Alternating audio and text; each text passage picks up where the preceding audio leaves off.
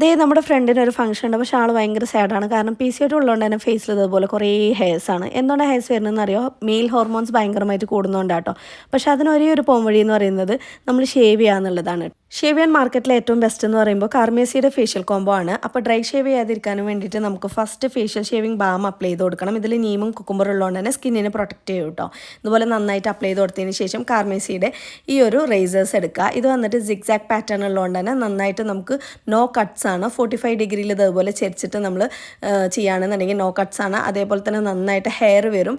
നല്ല ഗ്രിപ്പ് ഉള്ളതുകൊണ്ട് തന്നെ സ്ലിപ്പ് ആവുകയില്ല കേട്ടോ. എനിക്ക് നന്നായിട്ട് ട്രസ്റ്റ് ചെയ്യുന്നൊരു സംഭവമാണ് കേട്ടോ കാർമേസിയുടെ ഈ ഒരു റേസേഴ്സ്. ആഫ്റ്റർ ഷേവ് നമ്മൾ കാർമേസിയുടെ തന്നെ ഈ ഒരു ഷേവ് റോളില്ലേ, ഇത് നന്നായിട്ട് ഫേസിലേക്ക് അപ്ലൈ ചെയ്ത് കൊടുക്കുക. നല്ലൊരു കൂളിംഗ് എഫക്റ്റ് ആണ് കേട്ടോ ഉണ്ടാകുന്നത്.